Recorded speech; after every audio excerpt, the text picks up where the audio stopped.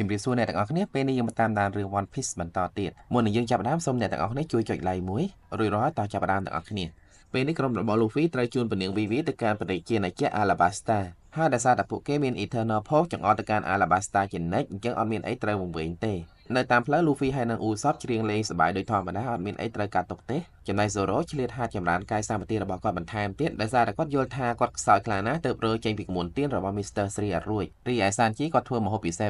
រួចលើកឲ្យនារីញ៉ាំចំណែកប្រុសៗគាត់ក៏ធ្វើឲ្យដែរតែទៅរកស៊ីខ្លួនឯងទៅនៅក្នុងផ្ទះបាយមានថ្ងៃមួយណាមីមានអាការៈមិនស្រួលក៏ដួលសន្លប់ខ្លួនរបស់នាងចាប់ដើមឡើងកម្ដៅដោយមិនដឹងមូលហេតុសូម្បីតែណាមីដែលចេះវិជាពេទ្យខ្លះក៏អត់ដឹងខ្លួនឯងថាខ្លួនឯងឈឺអីដែរនៅពេលនោះ Luffy សង្ស័យថាណាមីញ៉ាំអត់គ្រប់ជីវជាតិទេដឹងហើយ Sanji បានប្រាប់ថាតាក់ទងជាមួយនឹងការញ៉ាំគឺធានាថាណាមីញ៉ាំគ្រប់ជីវជាតិល្អជាងគេគាត់ប្រាប់ Luffy ថាអាសាច់ហើយនៅបន្លែស្រស់ៗគាត់ធ្វើឲ្យណាមីញ៉ាំមុនគេហើយរបស់សល់នឹងរបស់អាលួយគឺសម្រាប់អាបកាច់ពីរនាក់ឯងហ្នឹងបន្តមក VV បានបកកម្ដៅរបស់ណាមីឃើញថាវាដល់ចំណុចគ្រោះថ្នាក់គឺ40អង្សាអញ្ចឹងពួកគេត្រូវប្រញាប់ជួនណាមីទៅជួបពេទ្យជាបន្ទាន់ VV ថានៅ Alabasta ក៏មានពេទ្យដែរតែច្រើនថ្ងៃទៀតទើបពួកគេអាចទៅដល់ហើយបើតាមស្ថានភាពជំងឺរបស់ណាមីនាងទ្រាំអត់បានទេតែនៅពេលនោះណាមីបានងើបឡើងអង្គុយហើយប្រាប់ថានាងអត់អីទេហើយនាងប្រាប់ឲ្យ VV យកកសែតនៅក្នុងថតតុរបស់នាងមកមើលឃើញថាស្ថានភាពនៅ Alabasta ពេលនេះកំពុងតែវឹកវរខ្លាំងហើយដោយមានក្រុមទាហានចំនួន 30000 នាក់បានចុះចូលជាមួយនឹងក្រុមប្រឆាំងដើម្បីផ្ដួលរំលងរាជបល្ល័ង្កដំណឹងនេះធ្វើឲ្យ VV ពិបាកចិត្តខ្លាំងណាស់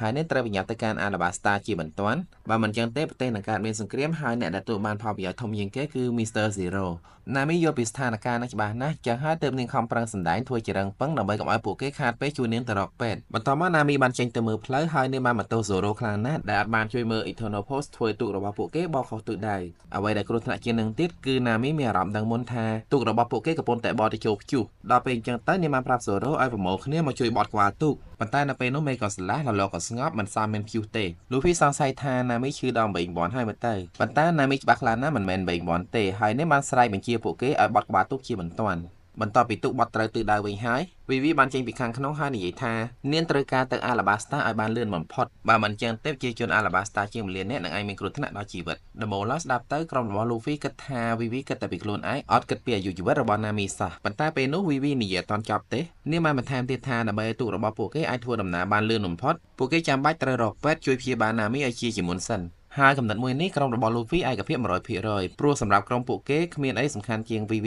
ទេបន្តមកស្រាប់តែ Luffy ឃើញព្យុះសាយក្លូនយ៉ាងធំមួយនៅខាងក្រោយទូករបស់ពួកគេមុននឹងបើសិនជាពួកគេអាចបានបត់ទូកតាម Nami ប្រាប់ទេពួកគេនឹងមានគ្រោះថ្នាក់នៅពេលនោះ VV ទៅសារ Nami ក្នុងចិត្តខ្លាំងណាស់ព្រោះតាំងពីដើមមកនៅក្នុងតំបន់ Grand Line ហ្នឹងអត់ទាន់មាននរណាគេអាចព្យាករណ៍ព្យុះសាយក្លូនបានទេតែ Nami អាចដឹងមុនបានដោយមិនបាច់ប្រើឧបករណ៍អីទាំងអស់ការងារសំខាន់របស់ពួកគេនៅពេលនេះគឺរកពេទ្យនៅកោះចិត្តហ្នឹងដើម្បីជួយព្យាបាលឲ្យ Nami ព្រោះកម្ដៅនៅក្នុងខ្លួនរបស់នាងអត់ស្រកទេមានតែឡើងនៅពេលនោះ Zoro បានប្រើកាយយិតឆ្លោះរកមើលកោះតែរឿងចម្លែកមួយដែលគាត់បានឃើញគឺមនុស្សចម្លែកម្នាក់ឈរនៅលើទឹកសមុទ្រដល់ពេលពួកគេចូលទៅមើលឲ្យចិត្តពួកគេអត់ជឿលើភ្នែកខ្លួនឯងទេគិតថាប្រហែលជាខ្មោចលងហើយមើលទៅប៉ុន្តែមនុស្សនោះគឺជាមនុស្សពិតៗចេះនិយាយទៅកាន់ពួកគេទៀតតាមពិតម្នាក់នោះមិនមែនឈរលើទឹកសមុទ្រទេគឺគាត់ឈរនៅលើកប៉ាល់ជាមួយទឹកយ៉ាងធំមួយក្រោយពីបានងើបផុតពីទឹកកងកម្លាំងប្រដាប់អាវុធនៅលើកប៉ាល់នោះបានមកភ្ជុងក្រុមរបស់ Luffyកាប៉ាតេននៅលើកប៉ាល់នោះឈ្មោះ Whirlpool ដែលជាមនុស្សចម្លែកខ្លាំងណាស់ស្អីក៏គាត់អាចញ៉ាំបានដែរគាត់ប្រាប់ក្រុមរបស់ Luffy ថាគាត់ចង់ធ្វើដំណើរទៅកាន់រាជាណាចក្រ Drum Kingdom ហើយក៏បានសួរក្រុមរបស់ Luffy នឹងថាមាន Lock Pole ឬក៏ Eternal Pole ដែលចង្អុលទៅ Drum Kingdom នឹងអត់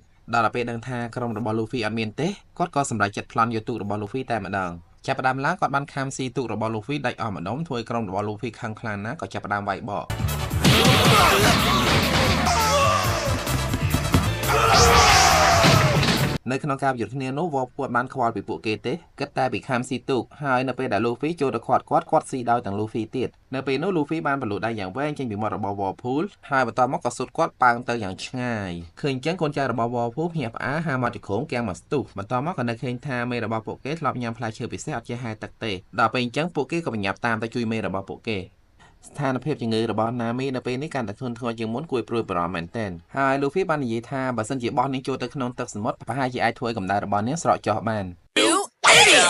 មួយរយៈហ្នឹង Luffy ព្រួយបារម្ភពី Nami ជាងគេ គាត់តែងតែមកអង្គុយក្បែរនាងធ្វើមុខគំិតកំមាំដើម្បីនាងសើចប៉ុន្តែណាមីខ្សោយខ្លាណាស់គ្មានកម្លាំងលេងសើចជាមួយគាត់ទេបន្ទាប់មកសានជីបានមើលឃើញកោះមួយពីចម្ងាយហើយលូហ្វីសប្បាយចិត្តណាស់ព្រោះណាមីមានសង្ឃឹមហើយនៅពេលដែលពួកគេចូលទៅដល់កោះនោះដើម្បីរកកន្លែងចតស្រាប់តែមានប្រជាជនជាច្រើនកាន់កាភ្លើងម្នាក់ម្ដាមទៅជុំពួកគេមិនឲ្យពួកគេចូលចតទេដោយសារតែពួកគេគឺជាចៅសមុទ្រនៅពេលនោះមានប្រជាជនម្នាក់ចង់បាញ់គំរាមពួកគេតែបានរាយកាយបាញ់ត្រូវព្រះនាងវីវីពេលនោះលូហ្វីខឹងខ្លាំងណាស់ចង់ទៅចម្រាមបញ្ជាជាមួយប្រជាជនអស់ហ្នឹងតែវីវីបានងើបមកខាត់នាងត្រូវរបួសស្រាលទេហើយនាងប្រាប់លូហ្វីថាកម្លាំងបាយមិនមែនដោះស្រាយបញ្ហាបានទាំងអស់ទេបន្ទាប់មកវីវីបានអោនក្បាលសុំបបប្រជាជនជួយរកគ្រូពេទ្យឲ្យនាងម្នាក់មកពួកនាងមិនបាច់ចូលចតក៏បានដែរពេលឃើញព្រះនាងវីវីធ្វើអញ្ចឹងលូហ្វីក៏លុតជង្គង់តាមដែលបានសុំបបប្រជាជនដូចគ្នានៅពេលហ្នឹងបរិមម្នាក់ឈ្មោះ Dalton ដែលប្រជាជននាំគ្នាគ្រប់គាត់ថាជាថ្នាក់ដឹកនាំបានអនុញ្ញាតឲ្យពួកគេចូលចតក្រោយមកទៀតក្រុមរបស់ Luffy បានអៀវ Nami ដើរតាម Dalton សម្ដៅទៅភូមិទុកឲ្យ Zoro ហើយ Tiakaru នៅចាំទុកភូមិដែល Dalton នាំពួកគេទៅមានមនុស្សរស់នៅច្រើនគួរសមហើយបន្ទាប់ពីបានរៀបចំ Nami ឲ្យសម្រាប់ស្រួលបួលហើយ Dalton បានណែនាំខ្លួនឯងថាគាត់គឺជាមេកងសន្តិសុខនៅកោះហ្នឹង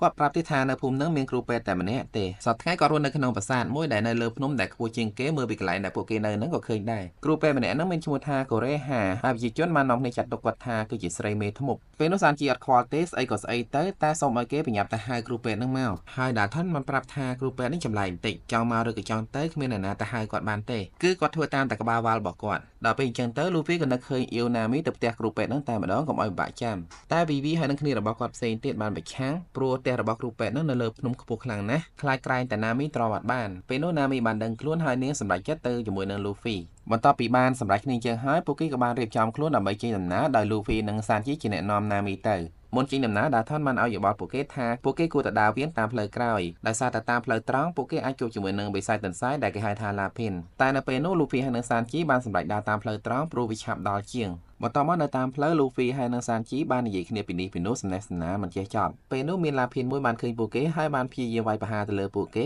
តែ Luffy ហើយនិង Sanji អត់បានខ្វល់ពីវាទេគិតតែនិយាយគ្នាធ្វើដូចធម្មតាហើយក្រោយមកដល់ពេលសាមជាមួយវាពេក Sanji ក៏ទាត់វាមួយជើងប៉ើងទៅឡើងឆ្ងាយក្រោយពីដើរបានមកស្ទុះទៀតពួកគេក៏បានជួបជាមួយនឹង Lapin មកក្រុមធំហើយនៅលើកនេះពួកគេមិនអាចធ្វើជាមើលអត់ឃើញវាដូចលើកមុនទេត្រូវតែបញ្ញាវាយរំដោះខ្លួនគេចចេញពីពួកវា Dodge! Dodge! Shoot!